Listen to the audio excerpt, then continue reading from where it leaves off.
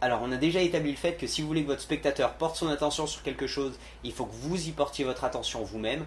Donc, si vous voulez qu'il regarde le paquet, par exemple, regardez vous-même le paquet, ou si vous voulez qu'il vous regarde, regardez-les. Alors voilà quelques techniques que vous pourrez essayer pendant vos présentations pour diriger l'attention de votre spectateur autre part que là où vous devez faire vos manipulations secrètes. Ces techniques pourront être utilisées que ce soit en cartomagie, certaines techniques pourront même être utilisées pour vos présentations d'hypnose ou autres.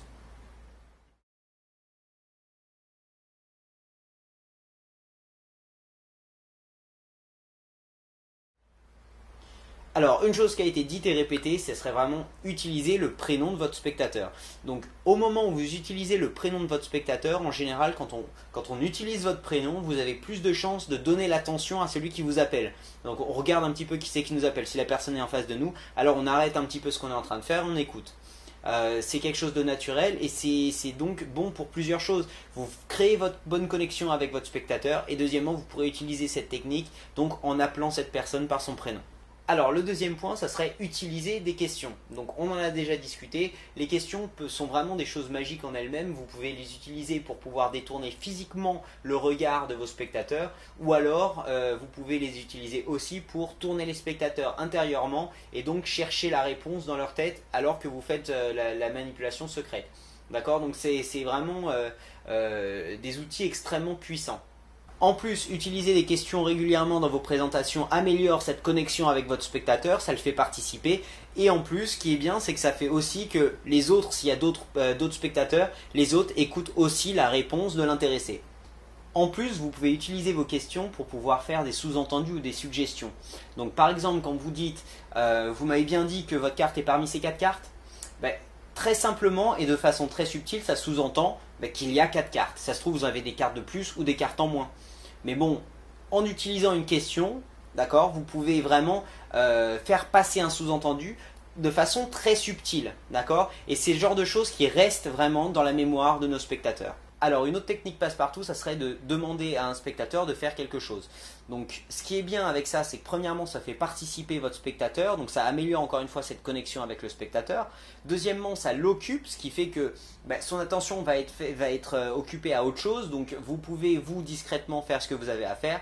Et troisièmement, ce qui est bien, c'est que s'il y a encore une fois un groupe de spectateurs, ils seront plus poussés à regarder ce que va faire l'autre spectateur, donc ce que vous lui avez demandé de faire, au lieu de vous regarder vous. Donc c'est pas forcément à chaque fois que ça se passera comme ça, et je veux pas dire qu'ils le regarderont pendant 15 minutes non plus, mais le fait que vous lui demandez de faire quelque chose, c'est là où l'action se passe, et donc les gens sont naturellement enclins à regarder l'action. D'accord? Donc c'est vraiment les demandes, demander aux spectateurs de faire des choses, ça occupe leur attention sur cette chose. Alors, une chose que vous pourriez leur demander de faire, ça serait simplement de montrer leur carte autour d'eux. D'accord? Donc ça les occupe et ça occupe aussi les autres personnes autour d'eux. D'accord? Vous pourrez lui demander par exemple de tendre le bras, de mettre la paume vers le haut. Vous pouvez lui demander de signer sa carte.